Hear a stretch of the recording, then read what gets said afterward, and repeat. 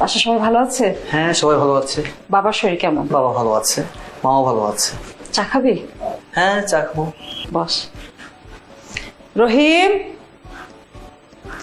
এই রহিম, কোথায় যে থাকে ও?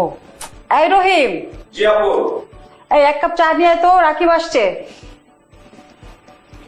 তারপর কি অবস্থা? আচ্ছা, ওই তোমার কাছে এসেছি আসলে আমাদের একটা ওই পুরনো বাড়ি নিয়ে একটা ঝামেলা আছে না, ওই ঝামেলাটা আবার বেড়ে গেছে। এখন এটা কি করবো বুঝতেছি না। বাবা মাও এটা নিয়ে খুব টেনশনে আছে। কারণ তুমি যদি বাসায় না যাও এখন তো ফিল আপ হবে না, সমস্যাটার সমাধান হবে না, এটা কিছু করতে হবে। এই যে পুরাতন বাড়ির ঝামেলাটা, এটা যে কবে শেষ হবে? যেতে হলে তো যাওয়াই লাগবে। জি হ্যাঁ। বস, তুই চা আচ্ছা, খা। আমি তাহলে চা খাই। হ্যাঁ হ্যাঁ। হ্যাঁ, রহিম যে কি করে, সব লাইট ফ্যান গুলো শুধু শুধু জ্বালিয়ে রাখে। কোনো দরকার আছে শুধু শুধু লাইট গুলো জ্বালানো? শুধু শুধু বিল উঠে, এগুলো অপচয়। বাথরুমের লাইটটাও জ্বালিয়ে রেখেছে, কোনো দরকার আছে? সবগুলো লাইট জ্বালিয়ে রাখে। রহিম যে কি করে, কোনো কিছুই রাখে না, শুধু শুধু লাইট ফ্যান জ্বালিয়ে রাখে।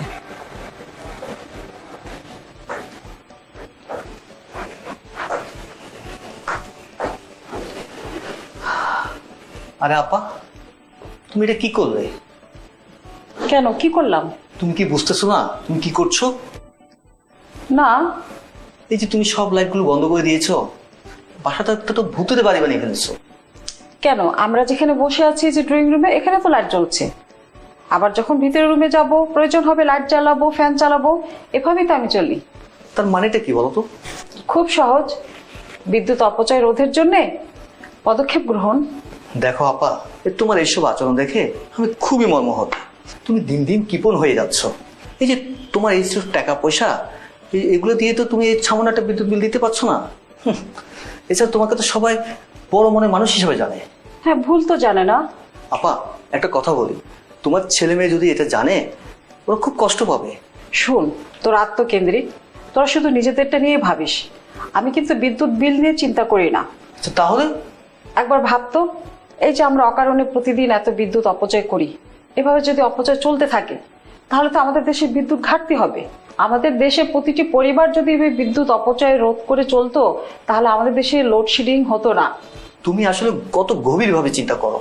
দেশের সঞ্চয় আমাদের সঞ্চয়। তাহলে এই বিদ্যুৎ অপচয় রোধের উদ্যোগ আমাদের বাংলাদেশের প্রতিটি ঘরে ঘরে নিতে হবে। ঠিক বলেছো আপু, আসুন আমরা বিদ্যুৎ অপচয় রোধ করি, দেশের বিদ্যুৎ সাশ্রয় করি।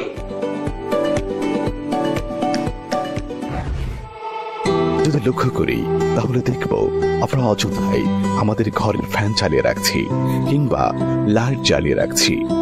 সারা বাংলাদেশের প্রায় বেশিরভাগ মানুষেরই এই অবস্থা। যদি আমরা আমাদের এই বাজে স্বভাবের পরিবর্তন ঘটাতে না পারি তাহলে লোডশেডিং এর হাত থেকে মুক্তি পাওয়া সম্ভব নয়। প্রয়োজন শেষে বৈদ্যুতিক সুইচ বন্ধ রাখুন।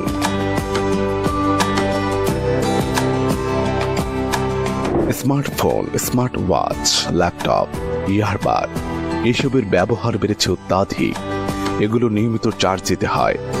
চার্জ দেওয়ার শেষে আমরা কিন্তু বেশিরভাগ ক্ষেত্রেই প্লাগ ইন করে রাখি, যার কারণে বিদ্যুৎ অপচয় হতে থাকে।